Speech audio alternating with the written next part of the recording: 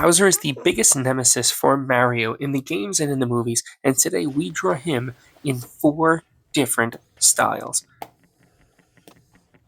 Let's start off with the cartoon effect.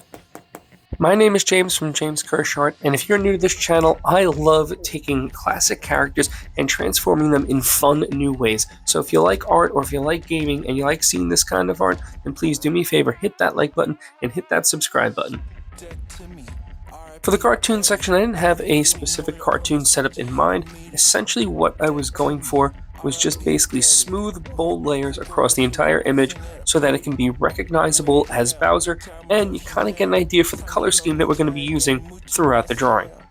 Fun fact, Bowser's first original name was Boss Creeper, and this was the artwork that was originally used. I mean, it's just a concept sketch, but when you look at what that turned into and what we have now, it's quite hilarious. I also forewent the pixel effect, mainly because I didn't want to have every one of these be a pixel or a polygon effect. I could do pixel for just about any character in the Mario series, so I just decided to do a cartoon to break up the monotony of the piece. A quick tip for everyone, if you are having problems with your paint pens and you're seeing that they're a little too streaky, here's one of two things that you can do. First is make sure your pens are well shaken before you actually apply them. This goes for both brush nibs and regular Posca pens. You want to make sure that you basically move the fluid around and that you prime the tips of your pens. Two, work slowly and overlap about half of your brush strokes between. This will get that smooth coverage so that way you won't have as many streaks. If you do still have some streaks, then go in the opposite direction very lightly and you'll wipe them all out and you'll have a nice smooth piece. We're going to finish up with some last black lines across the whole thing to make it look nice, neat, and smooth, and we're going to head on over to the neon effect. Now, one thing that I do love to do with my neon effects is I like to do a nice bold redrawing of the entire thing. This serves two things. One, when we add the black here, it will make sure that when we see everything over the top, it's easier to trace. You don't have to trace, I'm just doing it to showcase how it's a little bit easier to trace. Then, when everything is dry, do a second layer across the whole thing. This will also be really pivotal when you're making the glow effect to make the colors nice, bright, and vibrant. When I do my glow effects, essentially what I want them to look like is one of those like vintage neon signs. I want them to really have a resonating glow. I don't add thick, bold outlines because I don't want them to look too cartoony. I want to have basically like a thin white taper that you're seeing here, and I want that to have just a nice little bit of pop of white. This section is now complete, and up next we have the cracked effect. The cracked effect is basically an effect that I created that essentially what we wanted to do is make the image look like it's been cracked stone, like it's broken right through the page. And at the end, you're going to have this hollowed out, really cool stone cracked effect across the whole thing. What we want to achieve here is basically by drawing everything out and then tracing out the little areas that we want cracked, we can add a nice little outline across the whole thing where we want to have all the cracks taken out and then color in as much or as little as you like. That's why this is one of my favorite styles to do. That's because you don't really need to have a next level of artistic ability. You can do as much or as little as you want with this effect. So if you want to make it look more cartoony, keep it cartoony. If you want to be a little bit more realistic, put as much realism as you want into it. It's really up to the artist and the artist's level. So for me, I'm going to go with a semi-realistic approach. I'm going to keep a little bit of blending, but I'm not going to go too crazy because I really want to showcase the effect and not so much necessarily the coloring of it. And again, what you can do here is you can add as little or as many of the cracks as you want. That is, like I said, the beauty of this effect. You can make it as messed up and damaged as you want, or just keep it a little light like I am here. But what I do always add is a really thin gray around the whole thing. That gives it that recessed effect that it's basically being broken through. It's got some depth to it. Now, let's make this thing as realistic as we can. And if you are struggling with your realism, here's a good tip that I always like to say for all beginners. That is, start with all of your base layer colors down first. Now you might be thinking, well, why? I like to work with a midtone across the whole thing and then work my lights and my darks on top. One, it helps me see the whole image. That is something that I really want to stress for all beginner and intermediate artists. Work the whole image.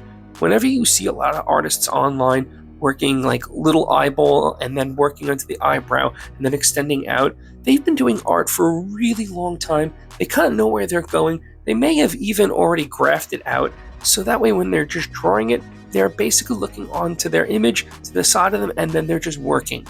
They've been doing it for so long that they don't really need to work in little big areas. They can just kind of work the whole image however they want. But I'm going to tell you, work the image as one big piece and then break it down by sections. Because when you get the white off the page and you see the whole image, it makes it a lot easier to draw the whole thing. Now, as you can see, we're a little bit past the halfway mark and we're still just in the realistic side. Yeah, that's because this side's going to take exponentially longer than the rest of the piece combined. One, a lot of the designs were kind of easy to do. It's a cartoon, it's a neon, it's a crack. They're all kind of simple. There's not a lot really to add. It's just about making sure it looks kind of cool. With the realistic side, there are lots of textures here. That's the real goal and trickiness of Bowser. The hair takes a lot of time because it's like flowy and swoopy, and you want to make sure that it sticks up right and kind of looks right. The scale textures, where we're going to go to next, they took me an exorbitant amount of time. I didn't draw each individual scale in. I feel like if I actually tried to sit there and draw like little semicircles or circles and kind of just rough them in, it would look kind of janky. So what I did instead was kind of just do a light swirl pattern across the whole thing in a light to medium green, and then I just basically bounced in different layers of greens and blues and dark browns and just interlaced them, and that's how I got the scale effect. I feel like if I just went for a 1-for-1, which was ever in the movie, and then just sat there and tried to find and measure out each little circle, it just would kind of lose the life and the quality of the character. See, that's why I try to work kind of quick. I try to kind of work with a bit of a speed because I really want to have that life in the character. And by doing so, I feel like it gives it that little bit of longevity.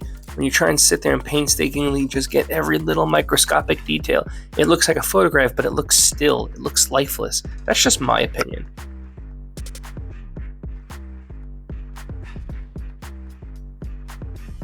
I like working with different media whenever I do any kind of realism effects, mainly because with these paint pens and with also the black inks over the top, I can get really fine lines and really bright darks on top of colored pencil because of the waxiness of the colored pencil and the ink. It makes it actually just jump off the page.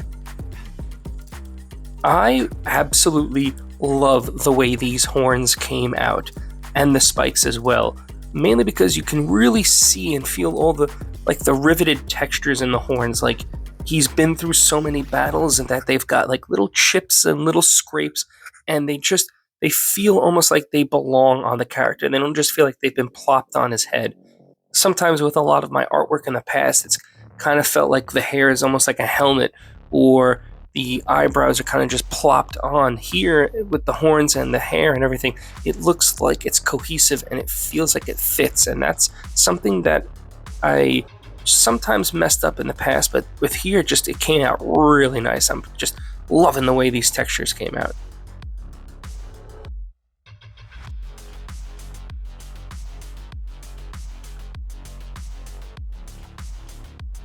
With the skin, I'm keeping it kind of simple, similar to what I did with the green scales, except I'm working very, very softly just to kind of get a slightly beveled texture. And then I'm going to rotate between yellows and yellowy brown colors and bounce in to get the shadows. But we're going to work very, very slowly and softly. We're going to work with tight concentric circles with very little pressure. That's how we're going to achieve that nice, scaly, leathery texture of the face.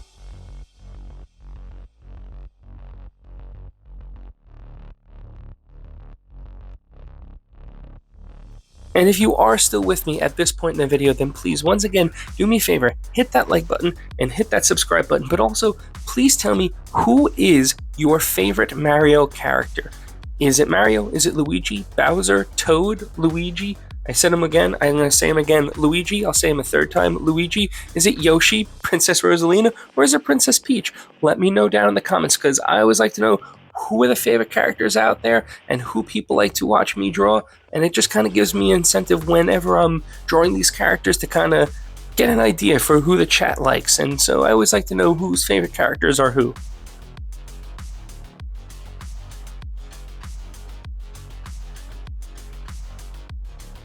I'm just completing these last little bits of scaly textures, and we're going to call this piece complete.